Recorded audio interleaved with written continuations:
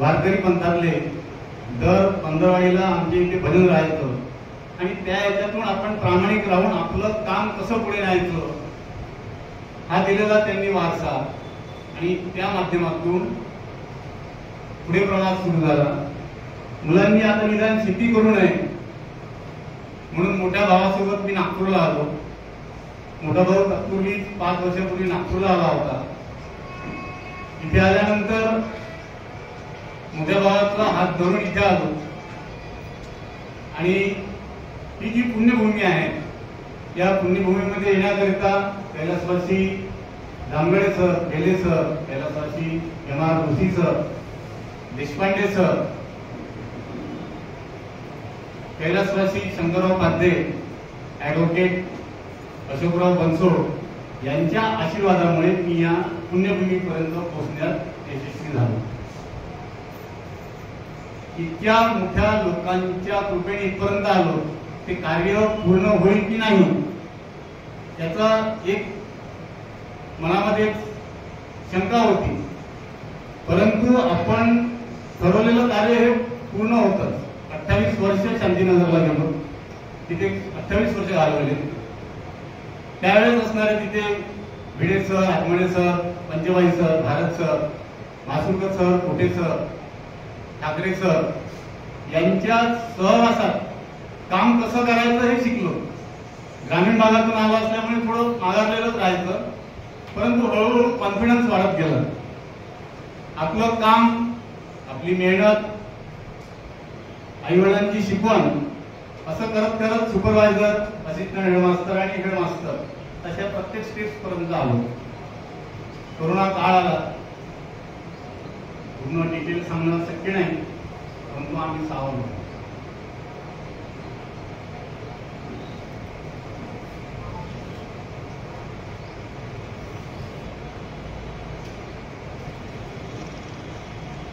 मुख्याध्यापक म्हटल्यानंतर एक काटेरी मुकुट असतो आणि त्या मुख्याध्यापकाला निरोप मिळेल की नाही ही पण एक साशंकता असते.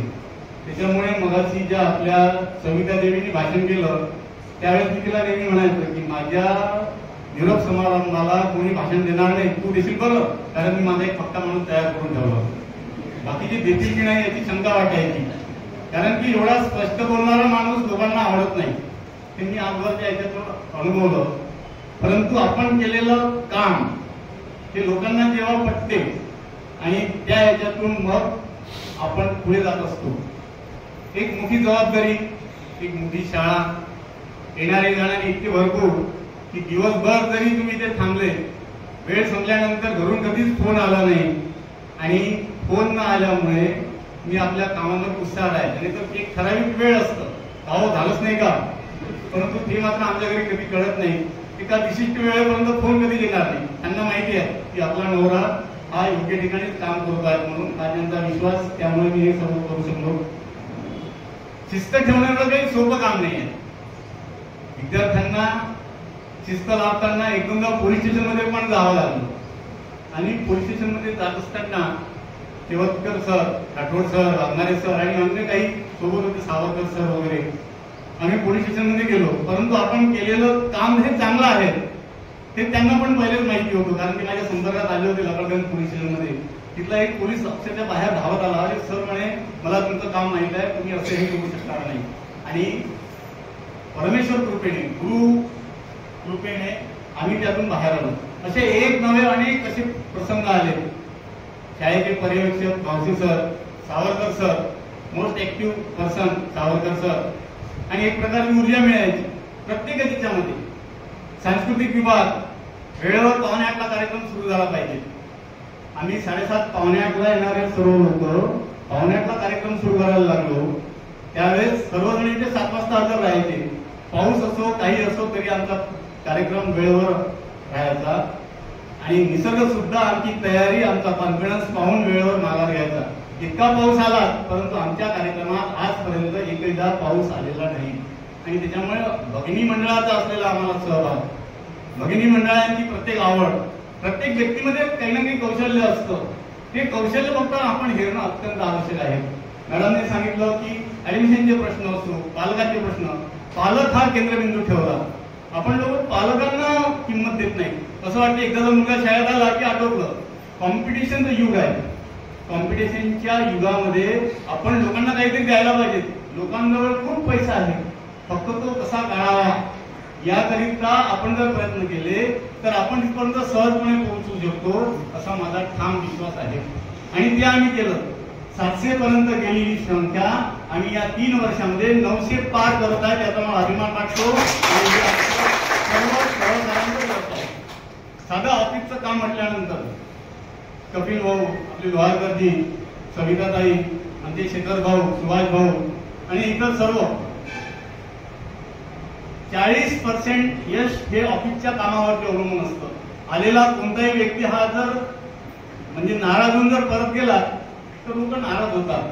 आमच्या इथे आलेला व्यक्ती हा कधीही नाराज होऊन जात नाही. आल्यानंतर आमच्या सुविधा देवी कितीही पालक गरम जरी असेल तर ती बरोबर आल्याबरोबर थंडगार पाणी घेऊन येते आणि अर्धगत टेम्परेचर तिथे शांत होते. आणि आम्ही आलेले प्रत्येक प्रसंग किंवा अन्य हे त्या ठिकाणी त्या लोकांना, पालकांना योग्य असं सन्मान दिल्यामुळे आम्ही शक्य झालो. अनेक असे सांगण्यासारखे विषय आहेत, अनेक काम आपण करू शकतो. इतक्या आपण पुण्यभूमीमध्ये आलो आहे. ज्या ठिकाणी स्वातंत्र्यवीर सावरकरांनी भाषण दिलं त्या ठिकाणी आपल्याला रोज भाषण द्यायचं भाग्य आपल्याला लाभलं. यापेक्षा आपल्याला आणखी काय पाहिजे. त्यामुळे मी तर आपण सर्व विनायकराव टीम परिवार जो आहे, मी सर्वांना एक धन्यवाद देतो आहे. एक ते भाग्यवान आहे की आपण एवढ्या मोठ्या शाळेमध्ये या ठिकाणी लागलो. आणि त्यामुळे खूप काही द्यायचं नसतं, काही धन वगैरे द्यायचं नाही आहे. बघित लोकांना खूप टेन्शन येते, पैशाचा विषय काढला की आता किती कमी आलो वगैरे. काही द्यावं नाही लागत, फक्त द्यावा लागतो तो वेळ आणि आपुलकी. आपण आपल्या मुलांना ज्या पद्धतीने ट्रीट करतो त्याच पद्धतीने जर त्या मुलांना जर ट्रीट केलं तर आपली शाळा कदाचित कुठेच मागे राहणार नाही. आणि पूर्व नागपुरातली एकमेव शाळा आणि पूर्व नागपुरातली एकमेव आमची विनायकराव देशमुख टीम ही उत्कृष्ट आहे. मी ही या ठिकाणी सांगू इच्छितो. या सर्व कार्यामध्ये काम करत असताना मला घरी पण बरंच हे व्हायचं. आमच्या वहिनी, मोठ्या वहिनी त्या स्वतःचं दुःख सावरून पदर पोचून माझ्या मागे उभ्या राहिल्या. या ते आहेत योग्य वेळी योग्य मार्गदर्शन करणे. मुख्याध्यापक व्हायचं की नाही घेणार होतो, परंतु या दोघी तिघींनी बरोबर पदर पोचून बिलकुल सांगितलं समजून की आम्ही बाकीचं सर्व पाहू, आम्ही शेतीची कामं पाहू, आम्ही तिथे हिशोब पाहू वगैरे. काही कोणा पाहिलं नाही, काही नाही. ते तसं कसं होतं. आता राहिलेलं सर्व मला निस्तरावं लागतं. पण पाठीमागे असणारे हे सर्व वैरबंधू नसल्यामुळे एक खूप उणीव वाटली. तर एकूणच अशा स्थितीमधून आम्ही पुढे आलो आणि एक वेगळा आत्मविश्वास ही खुर्ची आपल्याला मिळवून देते. त्याच्यामुळे मॅडम काही घालवायचं नाही. आपल्या इथली जी खुर्ची आहे ती जादूची खुर्ची आहे. तिथे बसला की गुड नाईट म्हणण्याचे लोक पण मॉर्निंग बनतात. त्याच्यामुळे काही विषय नाही. फक्त मात्र आपण योग्य प्रकारे योग्य काम जर केलं मेहनत घेऊन तर त्या यश मिळेल. तुम्हाला भविष्याकरता शुभेच्छा देतो. माझे सर्व आपुलकीतले आपली माणसं या ठिकाणी हजर आले. मी सर्वांना धन्यवाद देतो.